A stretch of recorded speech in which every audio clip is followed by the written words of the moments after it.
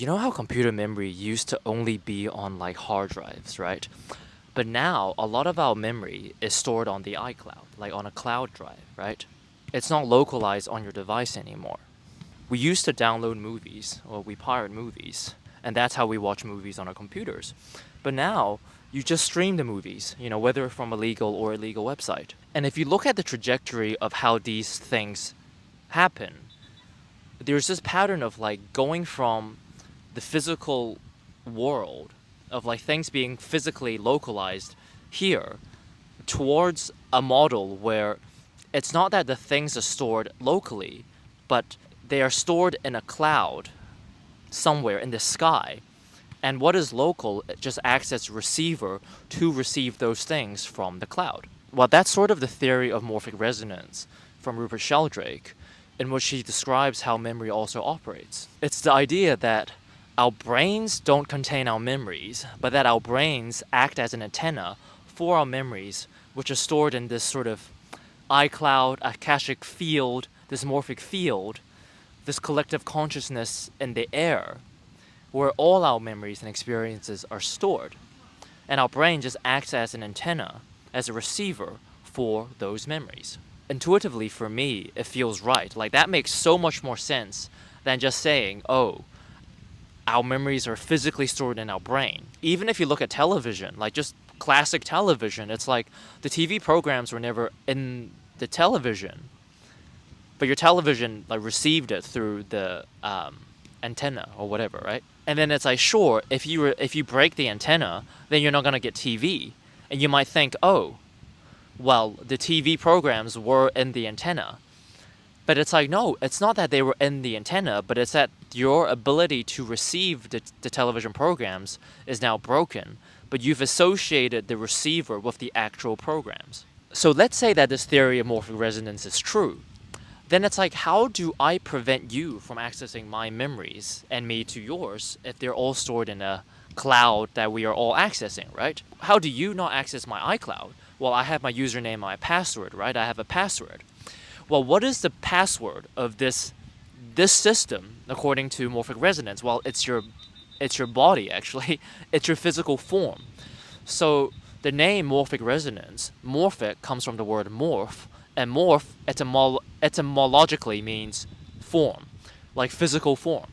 So it's like your physical form of your, I suppose, body and your vessel of your avatar is the code, is the key that accesses your memories, because who you really are now, like your physical structure right now, is the closest to your physical structure of your past selves. If you look at studies where identical twins have been separated from birth, you find that there are so many uncanny similarities between the two of them that you feel like cannot be explained by genetics or epigenetics.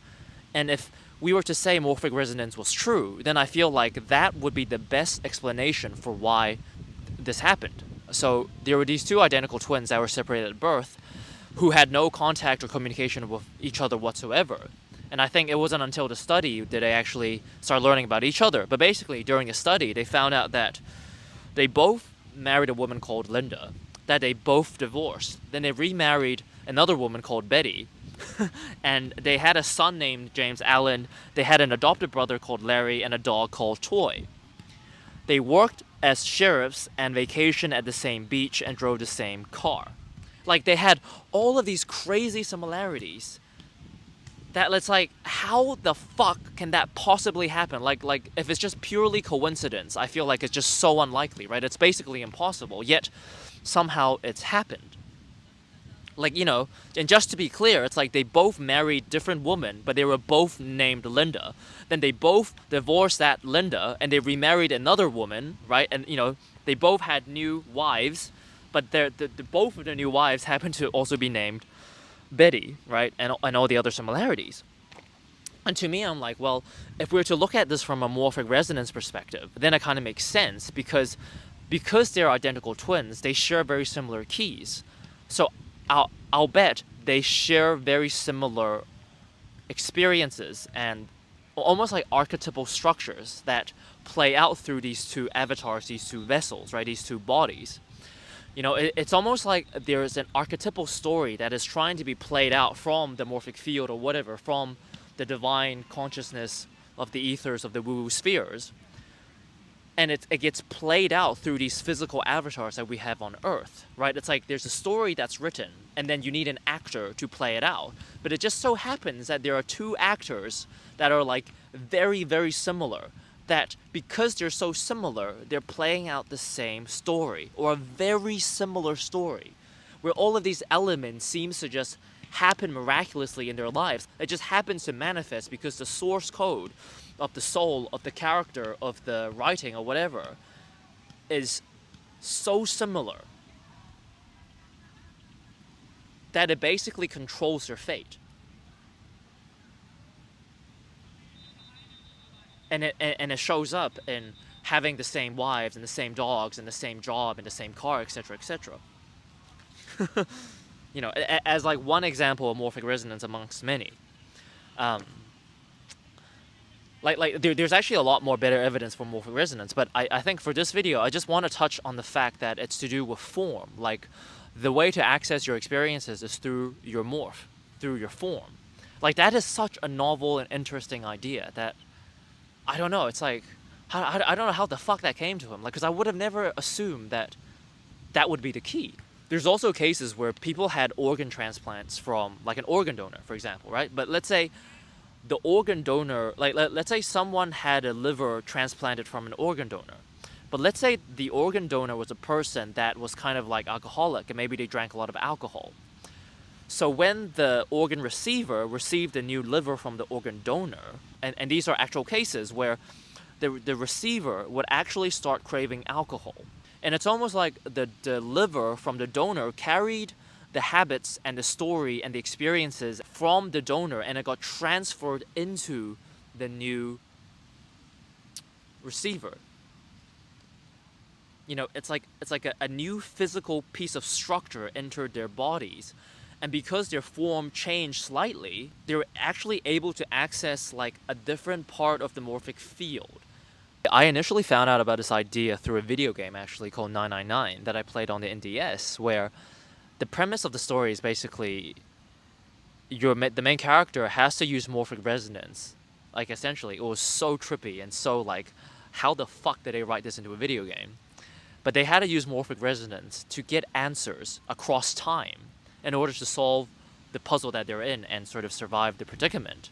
Rupert Sheldrake doesn't believe that you can morphic resonate with your future. He only believes you can morphic resonate with your past, from what I know. But for me, I feel like it doesn't really make sense, because if you can morphic resonate with your past, then isn't your past morphic resonating with you in the present? And then you in the present is actually the future version of that past self, right? But basically, so in my opinion, you can morphic resonate with your future. And basically, that's what the game is also taking advantage of, where, like, the main character, he has to morphic resonate basically with future versions of themselves across different, like, timelines and multiverses in order to get the answers that he needs to survive in the present. And a lot of video games, it's like you can die and make mistakes, but then you just load a save file and you essentially go back in time, right? And you know what to do and you learn from those mistakes. But then, like, in 999, for example, they actually acknowledge this as like a physical game structure, where it's not that you, the player, is reloading a save file, but it's that every time you died in one of those timelines, the game is actually saying, no, you actually did die in one of those timelines, but that was like an alternative multiversal version of you, that because you played out through those timelines, you've gained the knowledge from those versions of you, and now your present moment self, what he's doing is he's morphic resonating with these versions of himself in order to arrive at the answers that he needs to survive. I hope this is making sense, but it's like in the game, let's say you have like 3 options, like 3 doors to choose from, like A, B, and C. And maybe through B you die, but you learn something, and through C you die, but you also learn something. So obviously you don't want to go down B and C if you know you're gonna die. But because you played through B and C, you gain new pieces of information that you actually needed to go through A in order to succeed through A. From the game's perspective, your character gained information through morphic resonance, through dying in alternative timelines that allowed them the information to survive and get through A. And essentially, the game takes us to an even further level where they're like, okay, let's say this morphic resonance thing is real, then is there a way to amplify your ability to morphic resonate where you're able to receive better information, right? So they put all the characters in the game, in the story, into these like life or death situations because they believe, okay, if you're in a life or death situation and you have to survive, and the only way you could survive is through morphic resonance, then goddamn, like you're gonna amplify that faculty of you to the maximum in order to receive your answers.